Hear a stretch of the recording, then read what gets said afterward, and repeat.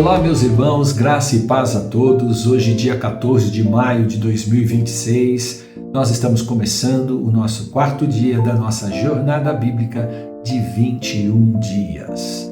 Hoje eu quero te convidar a olhar para Gálatas capítulo 4 e quero te convidar para olharmos este capítulo como um espelho que revela de onde Deus nos tirou e para onde Ele quer nos levar. E principalmente como viver a verdadeira liberdade cristã sem cair na libertinagem. Nosso tema de hoje é da escravidão à filiação, da escravidão à liberdade. Paulo escreve este capítulo aos Gálatas com o coração apertado. Eles tinham começado bem, mas estavam voltando para a escravidão.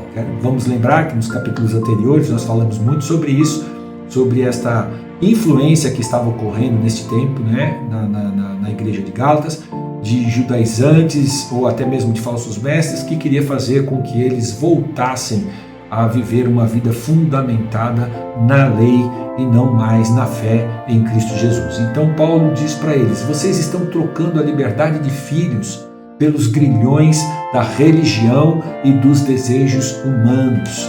E isso, meus irmãos, não é apenas sobre eles, é sobre nós também hoje. E nós vamos olhar então para este capítulo com muito cuidado para buscarmos nele orientações e uma boa reflexão para o nosso crescimento. No versículo 3, Paulo usa o termo elementos do mundo. Paulo começa dizendo que antes de Cristo éramos como herdeiros menores. Tínhamos direito à herança, mas vivíamos como escravos, sem maturidade, sem liberdade, sem identidade. Ou seja, antes de Cristo, aqui eu vou usar vou fazer essa analogia, os seres humanos estavam sujeitos aos rudimentos do mundo, isto é, aos princípios elementares da religião e da lei.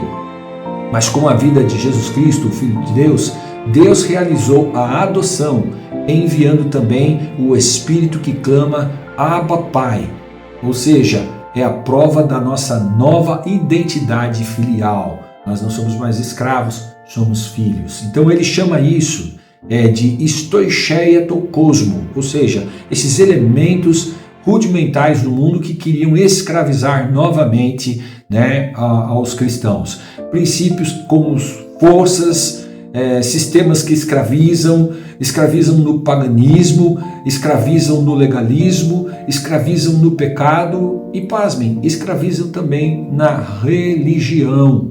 Então Paulo ele vem para afirmar que antes de Cristo, tanto judeus como gentios estavam escravizados ao stoicheia do cosmo. No versículo 3 ele faz essa citação. E também ele vai dizer que esses rudimentos eram fracos e pobres, usando o mesmo elemento, o mesmo termo, lá no versículo 9, E diz que eles estão querendo voltar para esses rudimentos, voltar para esses elementos, O stoicheia são forças escravizadoras e eles atuam tanto no paganismo como no legalismo judaico, mas que são instrumentos fracos e pobres, porque não podem salvar nada e nem ninguém.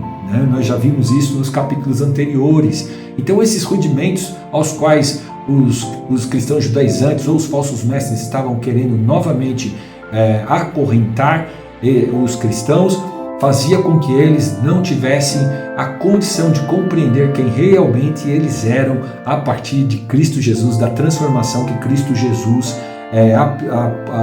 fez e aplicou na vida deles. Então aqui nós já temos esta primeira aplicação. Muita gente dentro da igreja vive como escravo da culpa, escravo da comparação, escravo da opinião dos outros, escravo de regras que Deus nunca pediu para que nós as cumpríssemos, Mas nós precisamos compreender que esses rudimentos escravizadores que estão no mundo, eles não podem continuar nos aprisionando. No versículo 4 e 5 vem esse termo tão bonito, mas quando chegou o tempo certo, ou em outras traduções, a plenitude dos tempos, Deus enviou seu Filho, nascido de mulher e sob a lei. Assim o fez para resgatar a nós que estávamos sob a lei, a fim de nos adotar como seus filhos. E aqui é o eixo central deste capítulo. tá? O principal tema deste capítulo. E este é um dos textos cristológicos mais densos do Novo Testamento. A plenitude dos tempos indica o momento exato do plano divino. Cristo é nascido de mulher, uma humanidade real, e é nascido sob a lei, uma submissão voluntária. E o objetivo disto, da plenitude dos tempos, do propósito divino, é nos redimir e nos adotar. Glória a Deus. Então nós vemos que Paulo aqui nos mostra que a encarnação é o ponto de virada da história. É quando Deus vira a chave e nos torna realmente aqueles a quem Ele sempre desejou que fôssemos, os seus filhos, né? Então Paulo apresenta o movimento de Deus, ele une a Trindade e a experiência cristã. O Pai envia o Filho para redimir, o Pai envia o Espírito para confirmar a afiliação e o Espírito produz o clamor íntimo em nós, Abba, Pai. Então o resultado é, não somos mais escravos, mas somos filhos e herdeiros de Deus. E isso muda tudo, meus irmãos. A vida cristã não começa com um esforço, começa com uma identidade. Você não é servo tentando agradar um chefe, você é filho amado falando com um pai. E essa é a base da liberdade cristã. Já no capítulo 4, no versículo 8 em diante, nós vemos que eles estavam propensos, por causa da influência desses cristãos judaizantes e dos falsos mestres, a terem um retrocesso espiritual. Mas Paulo também mostra para eles o perigo, adverte eles a respeito do perigo, porque mesmo depois de conhecer a graça, é possível voltar à escravidão, e ele diz isso, vocês estão voltando, no versículo 9, como nós vimos antes, estão voltando a serem escravizados aos estoicheias do cosmo, que é os rudimentos deste mundo, os rudimentos fracos e pobres, que não podem garantir nenhuma salvação a homem nenhum. E hoje isso acontece quando transformamos fé em desempenho, quando achamos que Deus nos ama mais nos dias bons e menos nos dias ruins. Que coisa louca isso, irmãos. Nós achamos que o nosso Deus é suscetível, como nós somos, a sentimentos e a tantos sentimentos reprováveis que temos, Quando medimos espiritualidade por regras, rituais e por aparência. Então, quando nós praticamos estas coisas, nós estamos querendo voltar a esses rudimentos do mundo que tentam fazer com que nós entendamos a fé em Jesus Cristo de uma maneira equivocada. Paulo olha para isso e diz: temo que tenha trabalhado em vão por vocês. E Paulo se empenhou pela vida daqueles irmãos, assim como eu sei que hoje, através do Espírito Santo, ele também se empenha para trabalhar as nossas vidas, e nós precisamos estar atentos para que nós possamos dar ouvido à voz do Espírito Santo e não decepcionar o Espírito Santo de Deus, porque a escravidão religiosa é tão destrutiva quanto a escravidão do pecado. Voltar aos rudimentos e achar que a nossa fé fundamentada em regras, em leis, vai nos garantir algum mérito, este é um erro muito complicado, este é um erro terrível.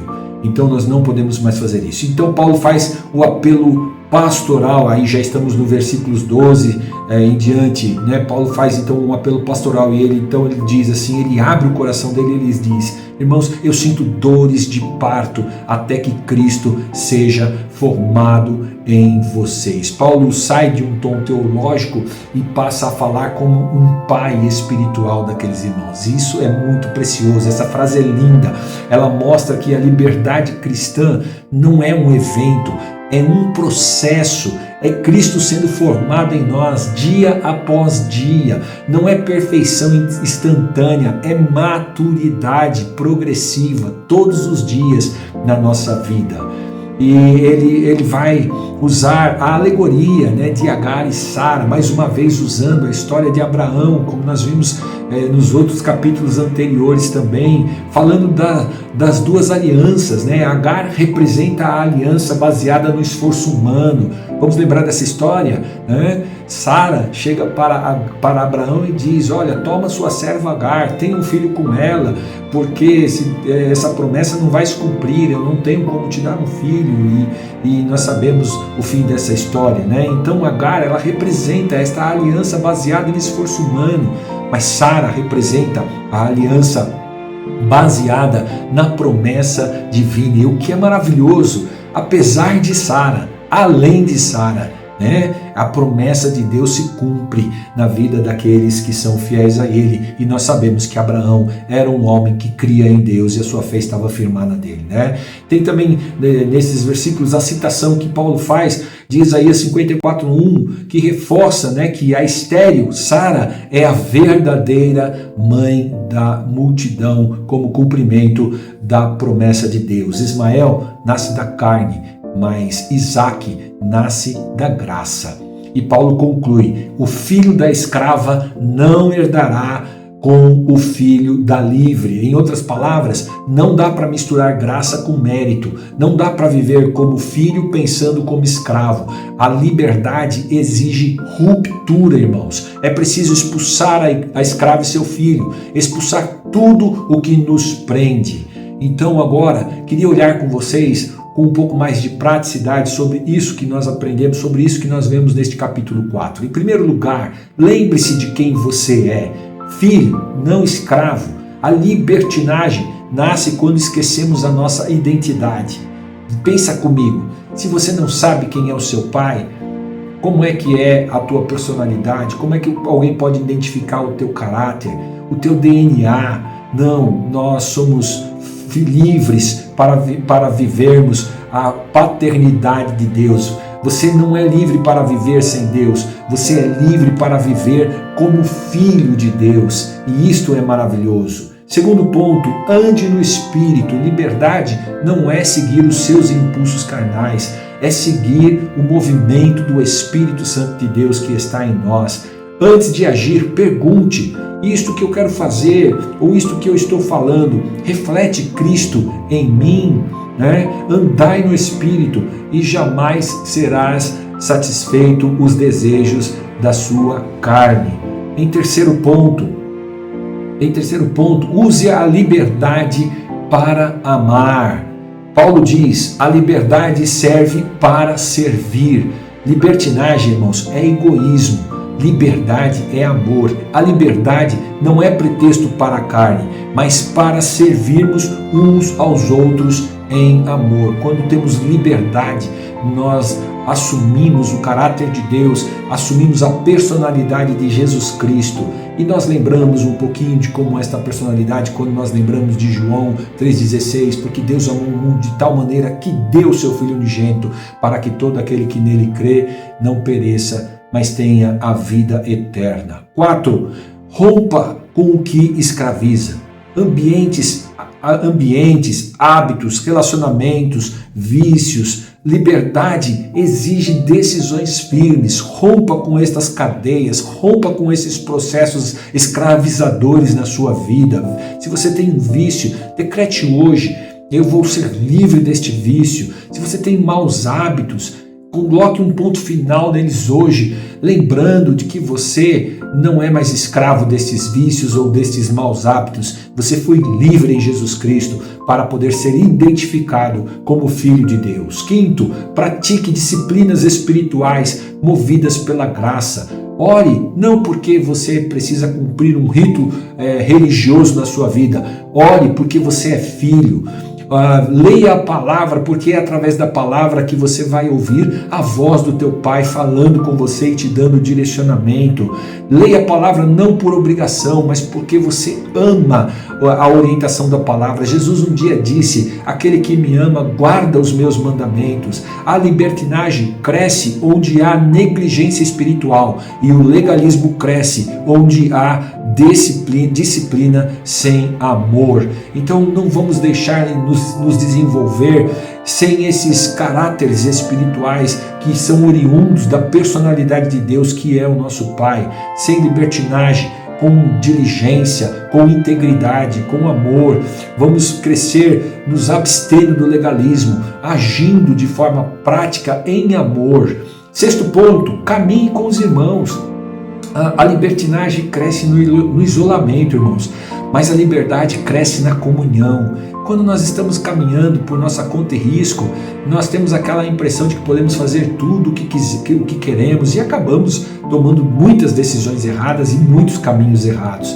Mas não, vamos ter sempre pessoas que possam estar ao nosso lado para nos confrontar em amor. Caminhe com irmãos que constantemente lembre que você está fazendo parte de uma família espiritual, que vocês estão representando a paternidade do nosso Pai, que é o nosso Deus. E em sétimo ponto, cresça continuamente, Cristo sendo formado em você um dia de cada vez. Paulo diz que sentia dores de parto por aqueles irmãos até que Cristo fosse formado neles, né? Irmãos, isso significa que a liberdade, ela cresce, ela se desenvolve de uma forma de maturidade em nossas vidas. A santidade é um caminho e não é um salto. Você não pula de um estado para o outro, da noite para o dia. É uma maturidade que vai se desenvolvendo em sua vida. Não desanime com as quedas. Celebre os seus pequenos avanços todo dia. Olhe para você. Lembre, no começo eu disse, nós vamos olhar para este capítulo hoje como um espelho e que este espelho possa revelar alguém que está crescendo, alguém que está amadurecendo a identidade de um verdadeiro e de um genuíno Filho de Deus. Permita que Cristo seja formado em você dia após dia. Irmãos, Gálatas 4 nos chama a vivermos como filhos livres, não escravos de religião, não escravos das leis, mas filhos guiados pelo Espírito Santo, vivendo em amor, em graça e crescendo em maturidade. Esperamos que esta reflexão possa nos levar a uma verdadeira caminhada onde Cristo esteja sendo formado em nós e que a nossa liberdade que ganhamos pela fé em Jesus Cristo possa ser um testemunho vivo da graça de Deus em nós. Oremos. Pai, em nome de Jesus, te damos graças por teu grande amor, por tua grande bondade e por tua grande misericórdia, que nos alcançou e nos libertou da escravidão e nos fez filhos. Nós somos reconhecidos quando assim entendemos a nossa identidade como teus filhos amados, a quem tu tens dado o teu Espírito e tem acrescentado a cada dia da tua porção, para que nós possamos crescer todos os dias, Senhor, e demonstrar ao mundo esta característica, esta personalidade do Pai bondoso e amoroso, que um dia nos transformou e que está com o coração aberto para transformar a todos aqueles que a Ele buscarem de todo o coração. Em nome de Jesus. Amém e graças a Deus. Deus abençoe vocês. Voltamos amanhã com o 5º capítulo e o 5º dia na nossa jornada de 21 dias.